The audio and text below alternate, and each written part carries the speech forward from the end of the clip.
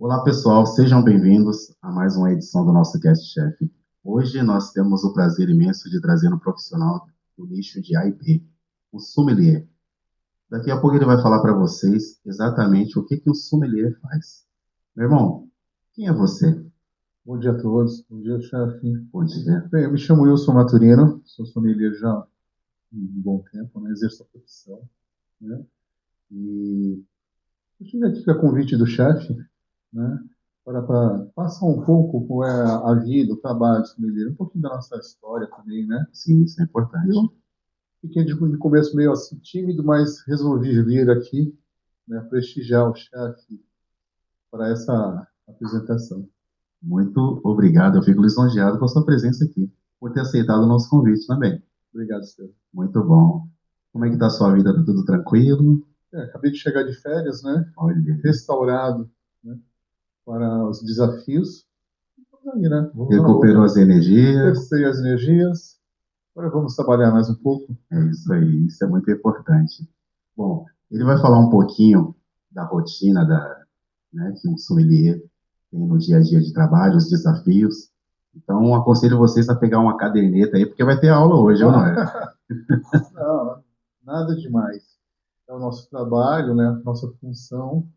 Né? Eu já exerço essa função já há algum tempo. Que maravilha. A minha formação já vem da própria faculdade, que já, a gente tem enologia. Foi aí que despertou, né?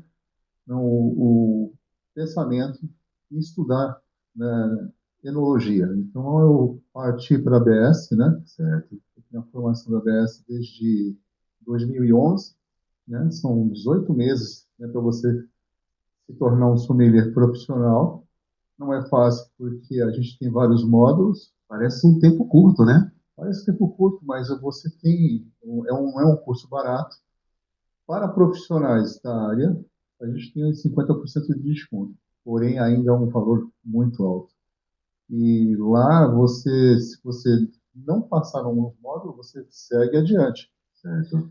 Porém, você tem que voltar a fazer os módulos anteriores e tem que pagar também. Nossa, então são dois gastos que você São tem. dois gastos. Então, muitas pessoas que iniciam nesse mundo não se formam. Porque vai acarretando por causa de uma pontuação, e eles vão logo desistindo pelo tempo, pelo valor, né? E pelo estudo, porque não é nada fácil. Você tem que se dedicar bastante. Tá vendo aí, galera, a importância de estudar? Se você estiver entrando nessa área para estudar só pelo diploma, esquece, né? Mas esquece. Você pode ter intercorrências no meio do caminho. O importante é de iniciar qualquer curso, você tem que saber o que você vai fazer, se realmente é aquilo que você vai seguir. Exato. Isso antes, o ideal é você estudar um pouco, conhecer, pelo menos saber o que se trata, né? O que é um vinho, né? Sim, Tudo mais. Na hora que você vai chegar lá, não é nada assim fácil, é corrido, tem muito material para estudar, muita técnica, né? técnica. E outra coisa, você tem que estar trabalhando na função. Se você não trabalha na função, você fica um pouco perdido, você não visualiza os fundamentos, né? Exato. Desde o serviço, a abertura de um vinho, a tratativa com o cliente, que é uma coisa que ocorre muitas vezes, não é do jeito que você imagina, Sim. né? Então, a gente aprende no decorrer do nosso tempo tudo isso, Porque né? a teoria é completamente diferente da prática, né? Exato. Quando você está na prática, aí você vê realmente os desafios que você vai encarar. Então você tem que usar o seu jogo de cintura e o que você aprendeu no curso, né? Exato.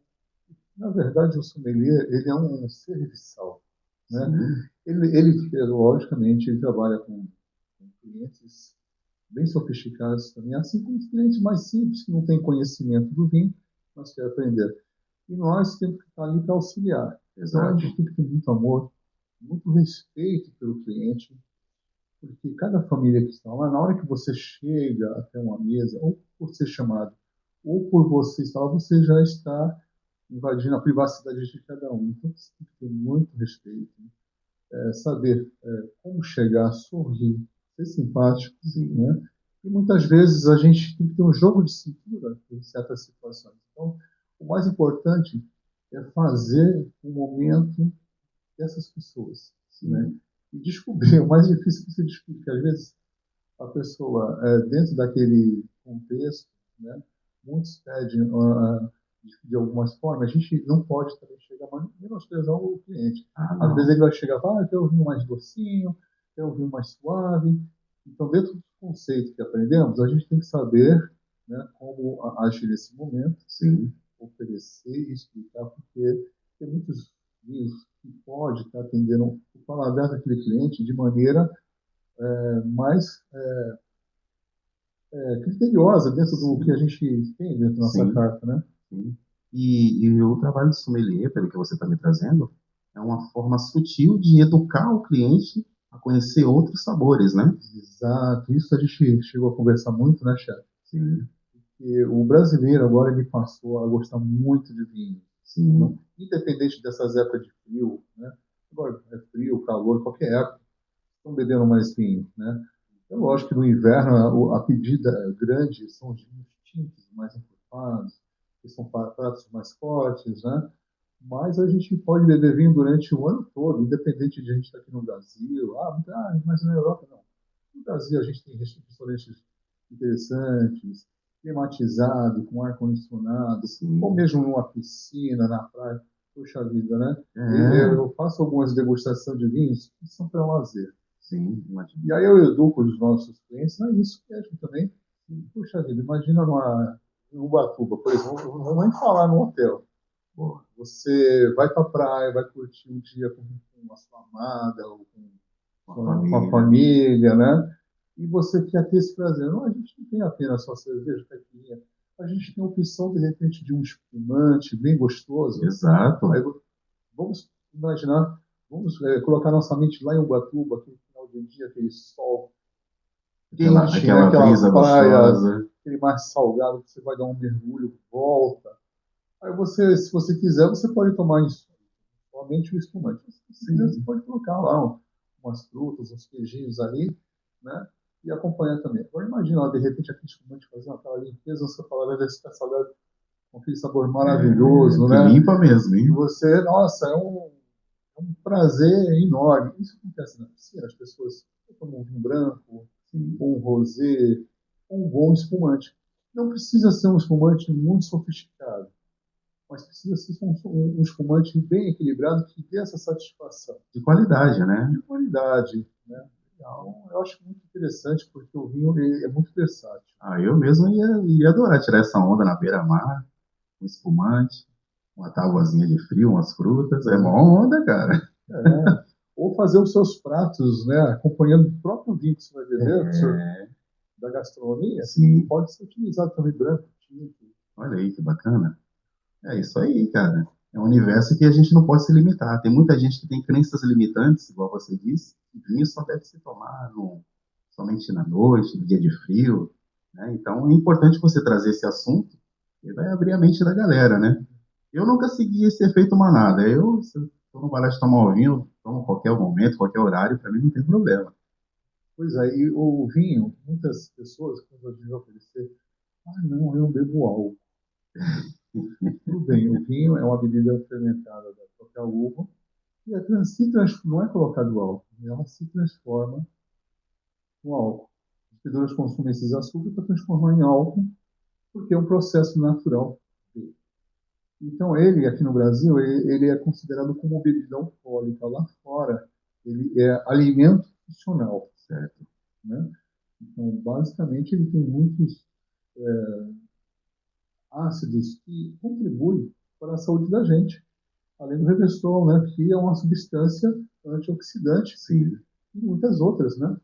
Pô, O próprio interessante. tanino, né, da planta que é transformado nesses alcoóis, eles são realmente importantes para a nossa saúde. Logicamente, nada consumido com excesso. Tudo no seu processo natural. Caramba. Se você quer fazer uma festa, de repente, aí sim, é o momento da gente chegar e estar com a família para outras pessoas.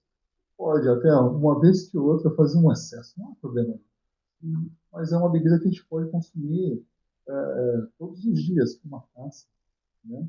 Sim, sim. Né? Bebendo com a família. Isso aí, geralmente na Europa eles têm esse costume, né? Eles consomem mais vinho do que nós mesmos. É, O brasileiro está aprendendo um pouco disso, né? sim, sim. Tem uma galera que e diz que é bom tomar um vinho antes do jantar, né? Um cálice de vinho antes do jantar, antes de dormir, e faz isso ritualmente, né? E dizem que é bom para o batimento cardíaco, isso pode dar minha alçada, mas tem muita gente que segue esse caminho. Isso aí é verídico? Sim, é verdade. Ah? Sim. Tem gente que fala até que o vinho até emagrece, né? Mas é melhor do que muita academia. Olha, Vai ajudar no eu metabolismo. vou começar a Só não tomar. pode ser em excesso. Aí não vai fazer efeito. Tem que ser moderadamente, né, Tem que Wilson? ser moderado. Rapaz, viu? Você tem uma orientação para quem está entrando na área de sommelier? Como deve se agir quando se deparar com aqueles supostos entendedores de vinho? Como essa pessoa deve agir diante de uma situação dessa? Eu já me deparei com muitos, né? E a gente, como eu falei desde o início, né? A gente está invadindo a privacidade da família. Exato. Algumas pessoas têm realmente algum conhecimento, eles já viajaram. Nós chamamos essas pessoas que têm já seus vinhos em casa ou viajaram por um Pega esse tempo, conselho aí. né, de enófilo. Então, eu sou o sommelier, aquele que vai oferecer e fazer o melhor daquelas pessoas. Sim, Essas pessoas, independente de você ter um conhecimento, duas coisas vão acontecer. Ou você vai aprender com essa pessoa alguma coisa, certo. independente da forma que ele age, né? Até com o conhecimento que ele trouxe, ou você vai aprender a realmente deixar ele fazer a sua alegria. Porque as pessoas, quando vão num restaurante, num hotel, eles estão fazendo aquele. É o momento deles, então a gente tem que respeitar. Né? Mesmo que eles não estejam certos, né? A gente tem que respeitar isso. A gente só não pode se deixar de ser respeitado. Sim, se corromper, Então, né? então a gente tem que ser. Eu sempre falo assim: a gente sempre tem uma palavra assim, entre em cena, né? Tá? E você tem que aprender a hora de sair de cena, com respeito, educação Sim, e postura. com postura, né? Um sorriso, um momento, vai atender o mesa, pede para alguém lá atender, né? Então a gente nunca pode deixar que as pessoas também desrespeitem. Você vê que vai chegar num certo ponto, opa, um momentinho, aqui para cá, dá uma saidinha. Mas cada família, independente do jeito que são, cada um tem o seu jeito, tem que ser respeitado. Até porque eles estão ali buscando experiência, né? Eles estão buscando Sim, experiência. Imagine eles saírem de lá frustrados. exato. Né? Se as pessoas buscam conhecimento, têm certo respeito, a gente até passa um pouquinho do que a gente sabe. A gente não tá, a gente É, passa um pouquinho do nosso conhecimento. As pessoas acham que é uma aula, tal, mas não. É o carinho e o respeito que a gente tem por cada um, tentar descobrir o gosto de cada um. Então, não é fácil, é muito difícil. Por anos e anos a gente aprendendo essas situações, muitas vezes a gente erra, mas depois a gente tem uma reflexão para saber como agir nesses momentos. Então, acho que o mais importante é fazer com que as pessoas se sintam especiais. Isso é fundamental isso é para fato, quem né? atende o público. Muito bom. E aquela situação? Como um sommelier deve agir quando ele se depara com um cliente que não está acostumado com o paladar daquela bebida, daquele vinho, e diz que ele está oxidado? Mas você, como sommelier, você tem propriedade, né? Como a pessoa deve agir? Bem, a gente tem que mostrar realmente, a gente tem que verificar se realmente o vinho está oxidado. Assim, existe um trabalho que é feito, um ritual. As pessoas dão risada, né? Porque tem que tirar a taça, olhar. Isso aí é fundamental. Quando serve, imaginem agora uma mesa com 8 pessoas. Certo? Então, a pessoa, a anfitriã da mesa, pede um vinho. Pode ser uma mulher, pode ser uma senhora, pode ser qualquer pessoa. A pessoa anfitriã que está puxando esse vinho é que vai experimentar o vinho. Se ela não quer experimentar, ela pode passar para outra pessoa. Então, a pessoa que vai experimentar o vinho, a gente serve, abre a garrafa, oferece a rolha para ele verificar, não se cheira a rolha, mas se a pessoa quiser cheirar, não há problema, a gente não vai cogitar referência a isso, porque já é um costume muito antigo, mas a rolha é verificada se realmente o vinho estava bem guardado. Certo. O vinho tem que ser guardado, que tem cortiça, que é essa rolha que vem do sobreiro. O sobreiro é uma árvore que produz na casca dele a cortiça. Então, o que acontece? Pode ter vindo com alguma contaminação da cantina ou da onde foi produzido. Já se sabe hoje em dia que não somente a folha, mas a garrafa, na hora da esterilização, pode ser afetada por uma bactéria, TCA, que é Tricloria anise. Olha que interessante. Então, isso aí dá um cheiro de mofo, papelão molhado, dá um cheiro muito forte. E às vezes dá um cheiro muito sutil, que nem todo mundo tem essa percepção. Incrível isso, cara. Quando a gente serve um pouco na taça, um vinho, o anfitrião, conhecendo ou não, ele vai fazer uma análise. Antes da gente solver ou beber o vinho, a gente tem que analisar o vinho, se é um vinho jovem ou se é um vinho mais envelhecido, se é um vinho longevo. Nem todo vinho envelhece, né? Muitos vinhos eles têm aqui um período muito mais curto de vida. Certo? Mas tem que analisar se a cor, se o brilho está sadio, se não tem nada de suspensão. E aí sim, se ele sentir o cheiro e o vinho, porque o vinho não vira vinagre, pessoal. O vinho oxida. Olha aí, ó. Até ontem eu achava que vinagrava, hein? Para fazer vinagre existe uma outra colônia de leveduras para poder produzir vinagre. É outro Então, processo. a palavra certa, entrou o oxigênio dentro do vinho, certo? Oxidou. Então, isso aí, as leveduras que estão na garrafa, elas evoluem muito mais rápido e esse vinho termina ficando com um gosto, né, mais acetinado. Então, com isso, é bom fazer uma análise. Observe um pouquinho. Se a pessoa falar assim, olha, esse vinho está com algum defeito, sim, não está legal, o sommelier vai pegar uma taça, vai experimentar. O correto para grandes vinhos, o sommelier experimenta antes do cliente, certo?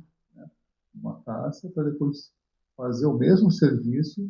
Aí, depois que essa pessoa experimentou, se o vinho está perfeitamente, ela vai dar o ok. Está perfeito, pode ser.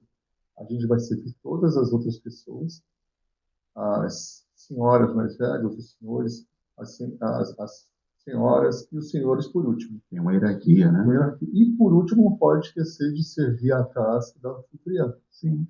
Que a gente possa fazer um brinde. Então, é um ritual, certo? Então, ela que vai dar o ok se o vinho está perfeito, fazendo toda aquela parte sensorial, visual, olfativo e gustativo.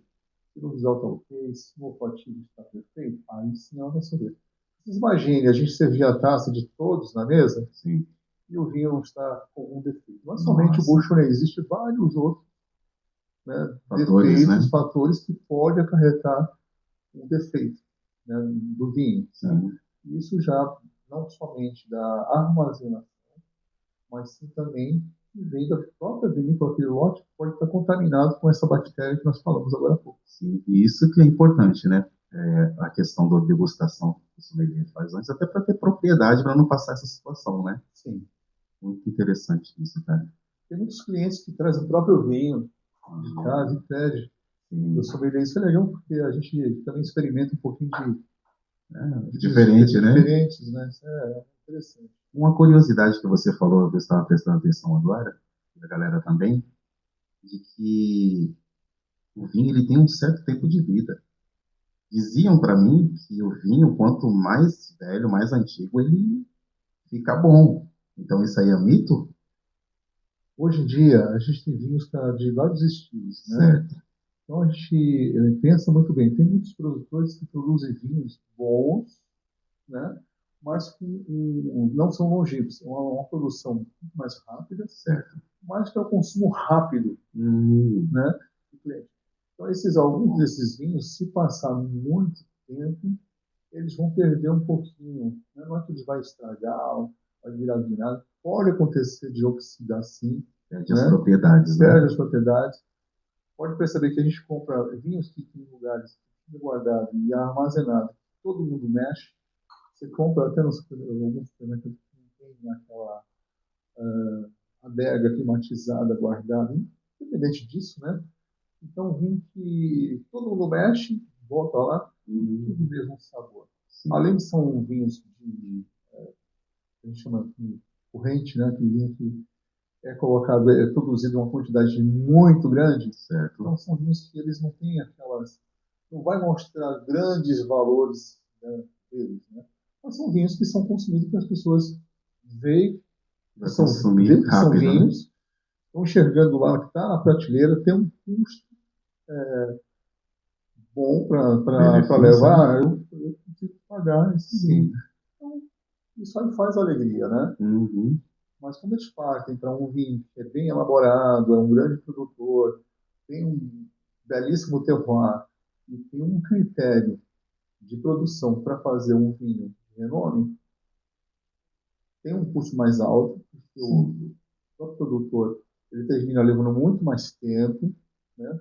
Na produção, no armazenamento, né? Até na própria plantação, eles eliminam até um excesso das caixas das uvas Sim. para poder produzir que essas uvas elas tragam a melhor qualidade daquele terroir. O terroir é o solo, é o clima, é a localização geográfica, as influências, né, que tem naquelas regiões, tanto vento, insolação, altitude, ou cordilheira, ou oceano, Sim. tudo tem uma influência para as barreiras, Uhum. né? Então, no manejo, eles terminam tendo realmente uma restrição Certo. para uma produção de maior qualidade. E todo o trabalho que ele faz, alongando o tempo de uma maceração e guarda, faz com que aquele vinho tenha mais estrutura e vai trazer, dependendo se passar por barril de carvalho ou não, vai trazer algumas características interessantes. Durabilidade, né? E também dura, o próprio carvalho, o barril de carvalho é caríssimo, Uhum. né? E vai trazer alguns aromas empíricos, né? Da Sim. própria, porque eles são selados a fogo, né? Dependendo se é francês, se é americano, se é eslovaco, europeu, Curiosidade eles interessante, vão né? trazer, então, alguns aromas e sabores fantásticos. Interessantíssimo isso, hein? Estão anotando aí, galera? Olha a aula que esse cara deu. Eu já estou anotando aqui, ó. Yeah. Tem alguma outra curiosidade sobre uva? Sobre aqueles vinhos mais claros, os vinhos tintos? Tem alguma curiosidade para você explicar para a galera? Se diz assim, em termos de produção, de Isso, de vinho, produção. ou De de vinho, característica de vinho que é mais envelhecido, vinho que é mais jovem. vinho mais, vinho envelhecido, até aqueles vinhos brancos. Os vinhos têm mais uma qualificação para envelhecer, e a Sim. gente tem alguns brancos ou tintos. O que acontece é que os vinhos tintos eles vão perder um pouco da sua cor. Ah, Vão é, ficando com uma cara? cor um pouco mais Olha, clara, ou começa a fazer a formação de halo. Os vinhos brancos eles ficam mais escurecidos, mais âmbar, certo. né? Mas não quer dizer que eles estão estragados. Isso para esses vinhos que têm qualificação, tem uma boa adega, né, de envelhecimento. Então, são vinhos que Certo. têm uma estrutura fantástica. Não existe vários, né? Incrível, cara. Mas é assim, né? Nosso trabalho, basicamente, é atender, né, o cliente, informar para ele, descobrir, como você tinha falado naquele momento, né? Tem clientes que às vezes não sabem o que vai pedir, não tem aquele encontro com o vinho. Exato. Então, a gente tenta descobrir, através do que eles falam, no sentido, né, Captar, né? captar o que a gente pode colocar para eles. Às vezes ele é um iniciante, então ele precisa de uma uva mais leve, ou uma uva com mais, mesmo que seja um vinho, porque as pessoas confundem muito vinho seco com adstringente. Certo. É lógico que o vinho seco ele tem a menor quantidade de açúcar residual, Hum. mas para que ele possa trazer as qualidades do próprio fruto, né? E ser um vinho que a gente possa, dentro de alguns pratos, fazer uma boa harmonização. Certo. Porque o doçor, ele não vai combinar com pratos, vai combinar mais com sobremesas, né? Bacana. E tem uma diferença muito grande entre vinhos tinto, seco, são aqueles vinhos de mesa seco, diferente dos vinhos de mesa. Vinhos de mesa são de uvas americanas. Não desqualificando, porque existe mercado, todos, Com né? certeza. Mas os vinhos finos de mesa são vinhos que têm maior qualificação para você acompanhar um bom prato, um bom jantar, Sim. né? Dentro das uvas, do estilo que você possa oferecer para alguns estilos de pratos, ou que seja com aves, ou com carnes, ou com saladas, né? Ou até com uma sobremesa. Existem vinhos de sobremesa, que não são vinhos de mesa, são outros estilos de vinhos, né? E ele tem realmente, são secos também, porém ele tem um doce pelo que ele passou, né? Dentro do terroir deles. Né? Certo. Existe é um estilo que eu teria que dar só uma aula de 40, 50 minutos para poder falar só o introdutório dele, Sim, sim. né? Mas cada vinho tem a sua, né, Particularidade, né? particularidade. E olha só, depois dessa aula aqui, ó, eu duvido você começar a colocar açúcar no vinho seco de novo. Duvido. O gelo, né? Tem gente que coloca O gelo. gelo. Pra sacanagem, né, cara? Tem alguns países, tem alguns estilos de vinhos eles colocam no verão, Sim. mas faz parte Da da cultura cultura deles, né? A deles. É bem cultura. diferente, né? Eles tem alguns vinhos de Jerez que eles fazem isso. Só um introdutório, que Jerez também é um vinho bem difícil de falar. Caramba. Basicamente, o meu trabalho é esse, né? Além de manter a adega bem organizada, não deixar faltar vinhos, né? Tudo Quando no a gente padrão. tem um padrão, a gente tem que ver o que está faltando e no tempo certo, né? Fazer o pedido para chegar e cobrir aqueles vinhos, porque termina faltando ali é uma decepção. Às Com vezes muito critério, né? o cliente vem e diz, eu queria esse vinho, aí eu não tenho aquele vinho. Então fica muito difícil. E esses vinhos, eles não podem faltar na carta, né? Então, basicamente é isso, a organização, É primordial, né? é inventário, o que sai né? É para Tem que repor, né? constar ali para a gente repor. É um controle administrativo. Sim, sim. Não é assim somente o sommelier vai lá e ele entra em contato com o cliente e vende. Não, a gente tem a parte burocrática também, que são responsabilidades nossas, que a gente tem que sempre ter um controle. Né? O mais importante de tudo isso aí é amar o que você faz, cara. Porque com amor você não consegue seguir isso aí, não. Exato, eu acho que o mais importante Esquece. de tudo é o amor. É. Né? Não adianta chegar, eu sou o sommelier. Não, tem que encontrar pessoas que têm conhecimento fantástico. Eu recebo muitos diretores, presidentes até de vinícolas, né, e até donos de vinícolas vão lá, vão, e a gente aprende com eles aprendem com a gente, eles gostam muito de conversar com a gente. Olha só. Tem muita gente muito legal, muito humilde, né, não é só porque eles são donos ou diretores ou presidentes dessa área que eles são pessoas muito interessantes que eu tenho conhecido e tenho aprendido também. É outro nível, né? É outro nível. É outro nível. Cara, você tem algum conselho para dar para quem realmente vai entrar nesse nicho aí? Um conselho que seja primordial. Bem, mais importante é estar trabalhando na área. Vai começar, começa agora. De baixo. Não pode fazer um ABS, hoje em dia a gente tem outros lugares que fazem também, profissionais. Então, para profissionais que estão na área, é fácil, né? Então já vê uma turma e já começa. Né? E dentro daquilo que vocês aprenderam, procura executar, Exercer, né? exercer, porque Isso não só esquece, né, Wilson? esquece, pesquisa, verifica. Hoje em dia é muito mais fácil na internet, né? É, Você entrar, até viajar por essas regiões, né? sim, E eu acredito que assim, você entrando já, se inscrevendo num desses cursos, eles já vão abrir a sua mente, né? E o exato. caminho que você deve seguir. Aí você vai ficando dentro das literaturas, né? É, Indicadas, que é muito melhor, né? Atualizadas, para poder entrar no mercado. E assim que vocês começarem a estudar, começa já uma vivência, né? ter uma vivência, né? Vai executando aquele teu conhecimento, porque ao mesmo tempo aquilo vai ficando na sua mente e você vai vendo a bebida como outra coisa, né? É. Bem diferente. Você tem um abraço para você dedicar para alguém especial? Que... contribuiu com você nessa caminhada? Ah, tive muitos amigos, né, muitas pessoas que ajudaram, né? Desde de garçons, até sommeliers, né? Família, né?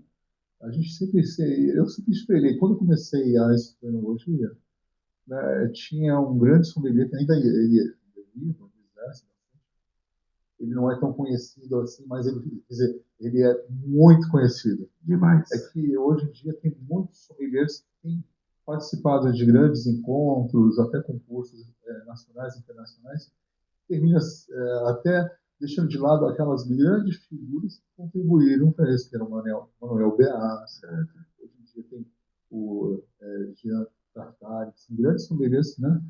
Agora, um abraço para um amigo que era o Rogério Bellarmino. Rogério. Trabalhamos juntos há um bom tempo. Rogério, professor. Um abraço, meu irmão. Um amigo que talvez volte, que isso foi um acidente se afastou, que era o Robson. Certo. Né? E deixar aqui um presentinho para o chefe, né, que eu trouxe. Olha né, aí. Que é um vinho criança, né, um Rior, né? É um vinho família, jovem ainda, né? Hoje tem. É o Faustino criança, né? Ele leva essa foto aqui que é feito pelo pintor Rembrandt, né? Do Van Der, que é essa figura aqui, que era um mercador, e que faz parte da arte, né?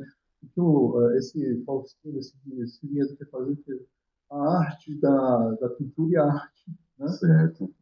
Do vinho, né? Com todas as garrafas dele sempre vai essa pintura.